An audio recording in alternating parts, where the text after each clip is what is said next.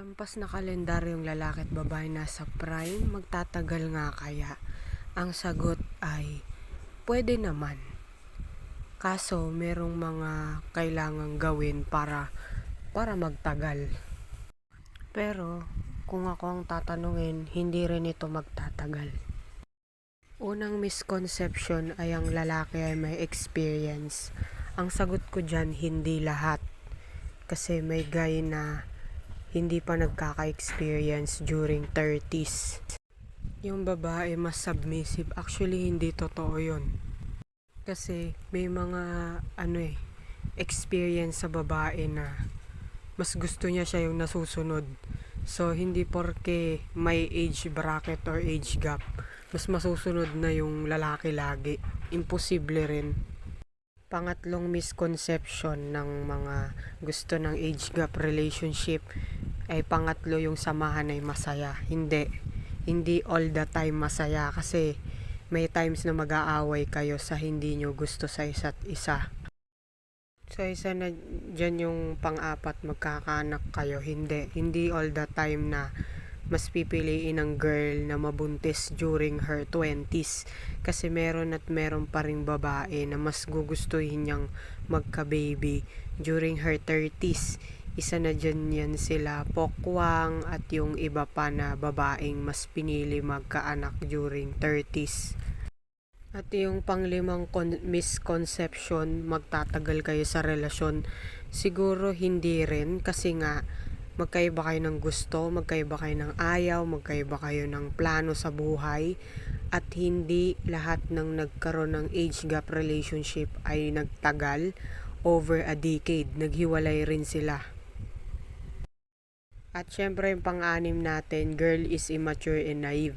Yan yung tingin ng lalaki kasi nasa 18 pababa or 18 to 25 yung babae. So madali raw mapasunod. Actually hindi. Not all the time kasi may babae pa rin na kahit mas bata na sa kanya is mas matigas pa rin yung ulo at may pagka-rebelde na ugali. Pangpito, yung lalaki daw is matured kasi mas matanda siya. Hindi totoo yon. Meron kasi na mas batang lalaki pero matured na rin mag-isip dahil sa dala ng teknolohiya. So iba na rin kasi yung panahon ngayon. Hindi totoo yon. Kaya sa mga guys dyan, mag-isip-isip kayo, no? Kung hinihiling nyo yung ganitong age gap relationship, actually sa una lang yan masaya, sa una lang din yan magiging excitement sa inyo, dala na rin ng sexual attraction, pero katagalan hindi na rin yun magiging mabuti para sa'yo dahil yung girl is maluho or pwedeng iba yung plano rin niya sa buhay niya, katagalan na tumatanda na rin siya. So tatanda lang din siya kasama mo kasi hindi maiiwasan ng pagtanda ng isang tao. Kaya ang masasabi ko sa mga guys na naghahangad ng ganyang relationship, sabi ko nga, sa una lang yan masaya. Kasi may times na mapapaisip ka na lang kung jowa ka ba niya or tito ka niya. Kasi yung role ninyo sa isa't isa is magkakaiba. At yung plano ninyo sa isa't isa ay magkakatalo. Kasi iba yung iniisip niya sa iniisip mo. Kaya hindi po pwedeng lahat all the time magiging masaya, magiging magkasundo kayo.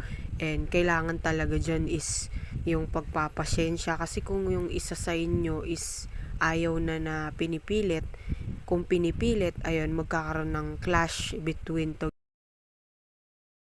together. Tapos mag-e-end up siya sa annulment kung ikinasal na kayo. And then yun, kung may anak na kayo, then mas worse kasi nagkaroon ng watak na pamilya na naman, naiisa sa mga porsyento ng broken family. So hindi porke may age gap kayo kasi gusto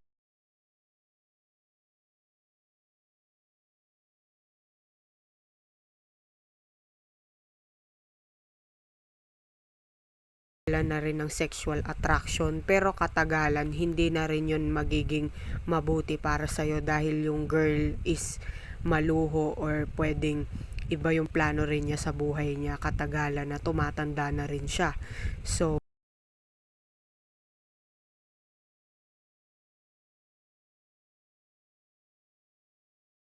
kayo kasi gusto mo yung ganong relationship, ang magiging resulta ay laging maganda, maayos.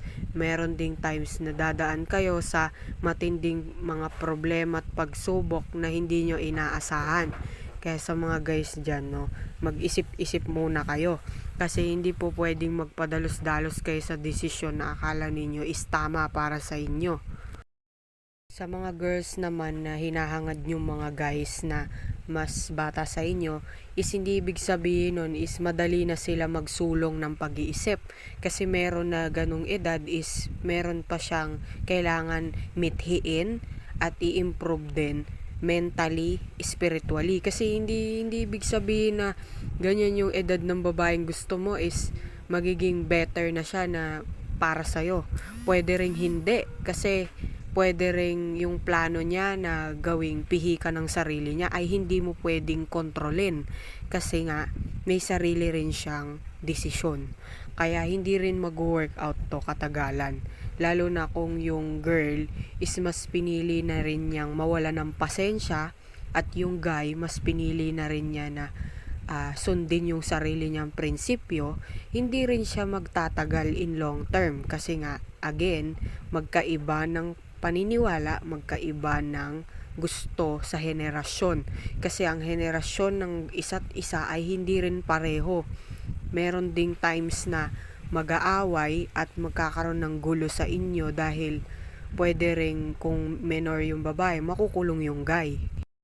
So sa mga guys dyan, sana matutunan ninyo na hindi porke may age bracket may masaya na yung relationship. Hindi. Depende yon kasi may times talaga like puro problema, puro yan clash at saka magkakaiba talaga kayo ng plano nun. And dito na nga marerealize nyo sa video na oo nga no, hindi porke mas matanda or may age gap yung guy sa girl is magiging masaya na.